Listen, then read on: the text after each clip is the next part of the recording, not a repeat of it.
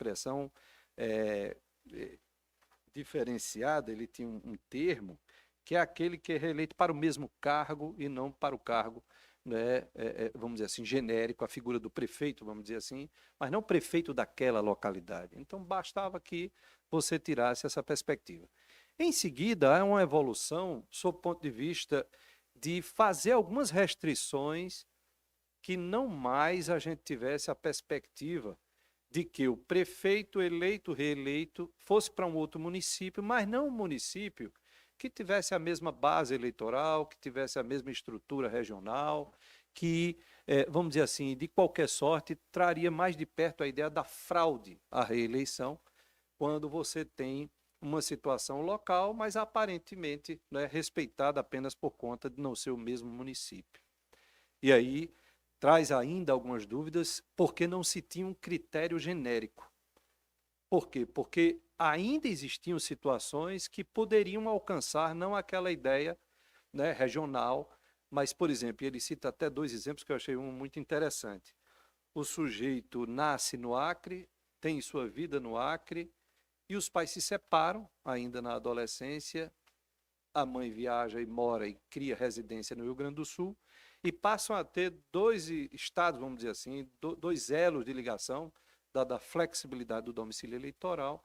Ele tinha tanto a mãe que morava no Rio Grande do Sul, e ele tinha elos fortes ali, e também. E ele é prefeito no Acre, reeleito, e depois vai para o município lá do Rio Grande do Sul, tenta a eleição, é eleito, reeleito, e aí o ministro Aires Brito vem na interpretação de necessariamente termos um critério universal e não para situações que podem ainda escapar à ideia do que ele queria evitar, que é a questão da continuidade da pessoa no poder.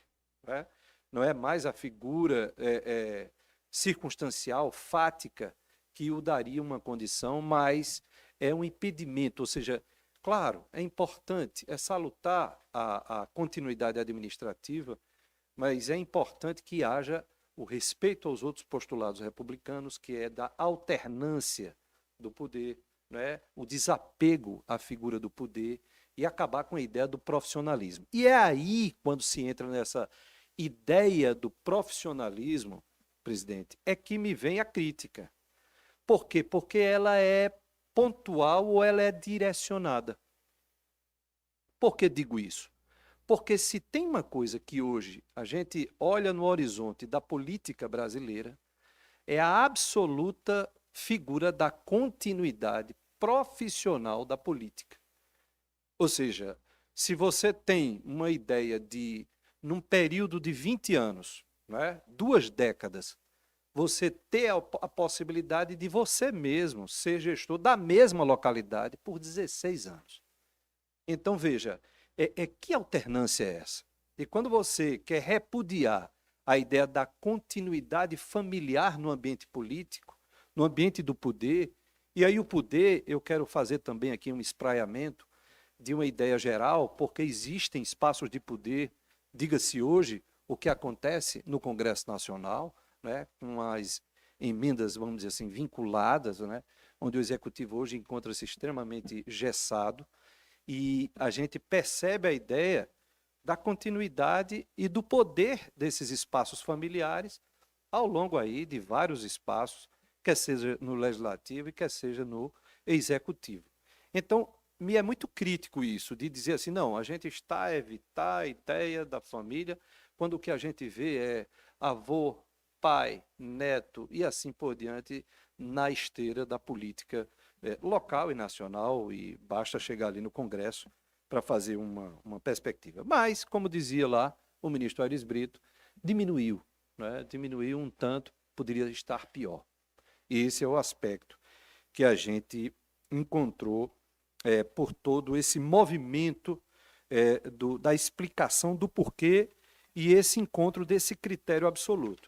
E aí vem o segundo ponto, que eu diria que é importante, não é, para a compreensão do caso concreto em si, que a gente aí faz a figura da República, da continuidade administrativa e da harmonização do tema que a gente está hoje junto ao TSE, também junto ao Supremo.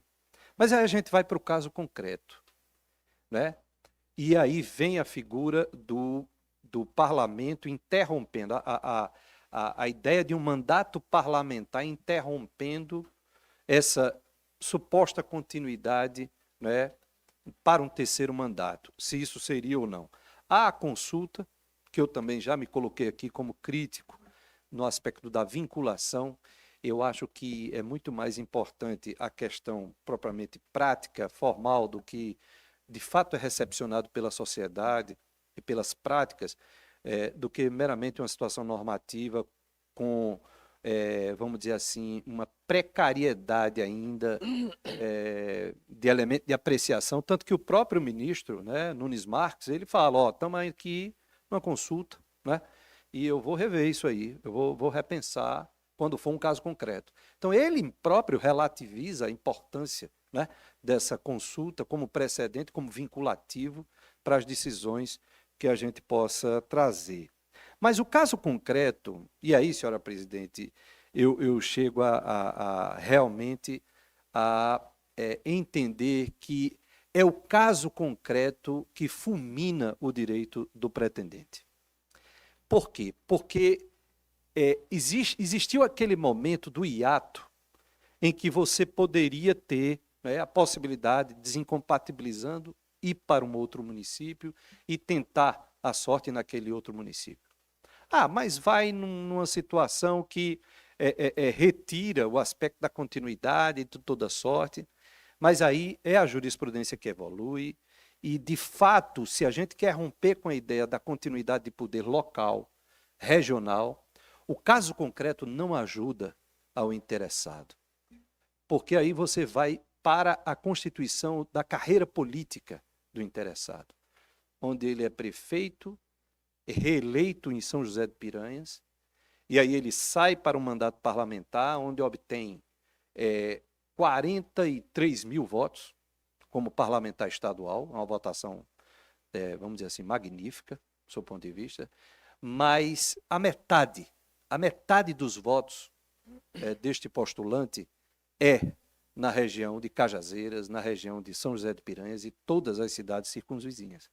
Ou seja, ele tem quase 20 mil votos, né, nessa região. E aí, veja, ele opta por um município contíguo, vizinho. Ele opta por um município que fazia parte de Cajazeiras, historicamente.